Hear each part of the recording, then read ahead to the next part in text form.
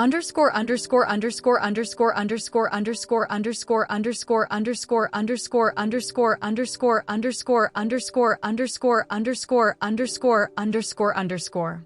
Let me tell you exactly how I got to that moment. How I became the kind of person who could be destroyed so completely in front of everyone she loved. I grew up in Beaverton, a suburb just outside Portland. Middle-class family. Dad worked construction, mom was a nurse. I was the younger of two kids. My brother Marcus was 5 years older, already out of the house by the time I hit high school. We weren't rich, but we were stable. Safe. Boring, even. The problem was I'd always been invisible. Not ugly, not pretty. Not popular, not bullied. Just there. I floated through high school without anyone really noticing me. No boyfriend. No drama. No stories to tell at sleepovers, because I was never invited to sleepovers. My mom used to say, "Sarah, you're a late bloomer. Your time will come." I believed her because I had to. College was the same. Portland State University. I studied education because I liked kids and didn't know what else to do. I had two friends, Jenna, who I met in a statistics class we both almost failed, and Kevin, a gay guy from my dorm who liked the same terrible reality TV I did. We'd watch The Bachelor and eat pizza, and that was my social life. I graduated at 22, got a job teaching second grade at Bridlamere Elementary. The kids loved me immediately. That was the first time in my life I felt seen. These 7-year-olds thought I was the smartest, funniest, most beautiful person in the world. I clung to that feeling like a lifeline. Then Dylan happened. I was 24 when we met. He was 29, already successful, already confident in ways I'd never been. When he looked at me in that coffee shop, really looked at me, it was like someone turned on a light I didn't know existed. "You have the most incredible eyes," he said after he ruined my lesson plans with French roast. Like honey in sunlight. No one had ever said anything like that to me. Ever. I should have known better. I should have seen the red flags. But when you've been invisible your whole life and suddenly someone sees you, you ignore everything else. The first 6 months were perfect. He took me to restaurants I couldn't afford. Introduced me to his friends, successful, beautiful people who somehow accepted me into their circle. He'd show up at my apartment with flowers, with wine, with promises. "You're different from other women," he'd say. "You're real. You're genuine." I ate it up. I shaped myself around him. Started wearing the clothes he liked. Stopped seeing Kevin as much because Dylan said he didn't vibe with him. Even changed my hair, cut it shorter because Dylan mentioned once that he preferred it that way. Jenna noticed. She pulled me aside one night at a bar, 3 months into the relationship. "Sarah, you're losing yourself," she said, her voice tight with concern. "You don't even sound like you anymore." "I'm just growing up," I told her. "I'm just learning how to be in a real relationship." She looked at me with such pity. "This isn't growth. This is erasure." I stopped talking to her for 2 weeks after that. Because deep down, I knew she was right. And I couldn't face it. When Dylan proposed, I cried for an hour. Not because I was happy, though I told myself I was. I cried because I finally had proof that I was worth something. That I wasn't invisible anymore. That someone had chosen me. My mom planned the engagement party with military precision. She was so excited. She kept saying, "My baby's getting married. My baby found her person." I remember the morning of the party, standing in my childhood bedroom, staring at myself in the mirror. I looked good. The cream dress fit perfectly. My hair was shiny. My makeup was flawless. But behind my eyes, there was something I didn't want to acknowledge. A tiny voice that kept whispering, "Something's wrong." Something's been wrong for months. Dylan had been distant lately. Working late. Texting constantly. When I asked about it, he'd snap at me. "Why are you so needy?" he said once, 2 weeks before the party. "Can't I have my own life?" I apologized. I actually apologized for caring. And I thought, as I stood in that restaurant watching my father toast to our future, as I felt the warmth of 50 people's love surrounding me, I thought maybe I'd been paranoid. Maybe everything was fine. Then Dylan stood up. And I realized nothing had ever been fine. White heavy checkmark. The seconds after Dylan's announcement felt like drowning in slow motion. I watched my mother's face crumble. She'd spent 3 weeks planning this party, calling the restaurant, arranging flowers, sending invitations with our names embossed in gold. She looked at me with such devastation, like she'd failed me somehow. Like she should have protected me from this. My father moved first. He lunged toward Dylan, but my brother Marcus caught him, held him back. "He's not worth it, Dad.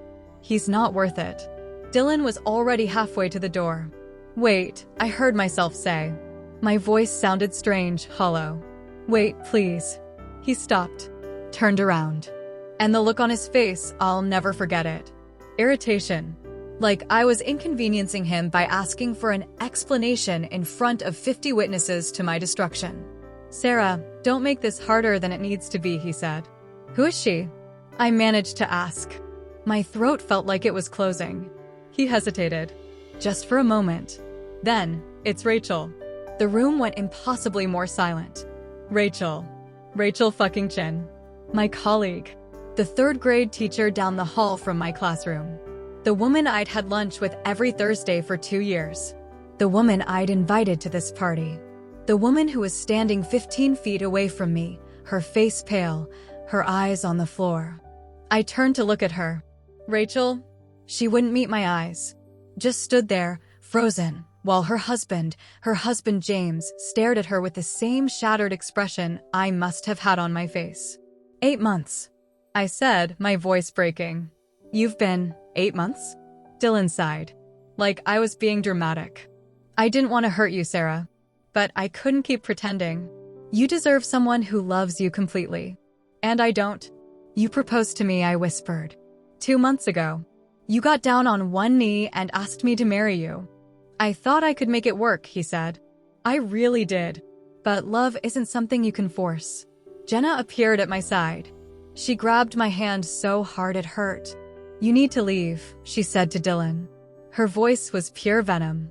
"You need to get the fuck out of here right now." "I'm going," he said. "Rachel, are you coming?" That's when James spoke up. "Don't you dare," he told his wife. His voice cracked. "Don't you fucking dare." But Rachel did.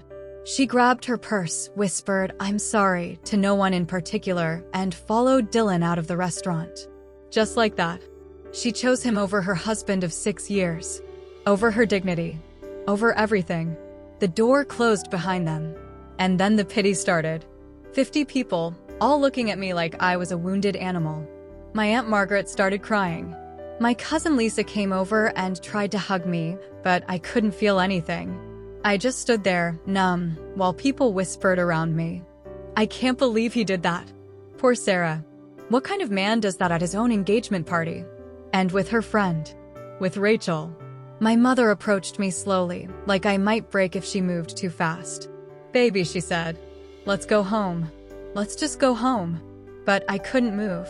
Because the worst realization was hitting me all at once. I'd known. Some part of me had known for months. The late nights. The distance. The way he looked at his phone and smiled at messages he never showed me. The way he stopped touching me the way he used to. I'd known and I'd ignored it. Because being with Dylan, even a Dylan who didn't love me, felt better than being invisible again.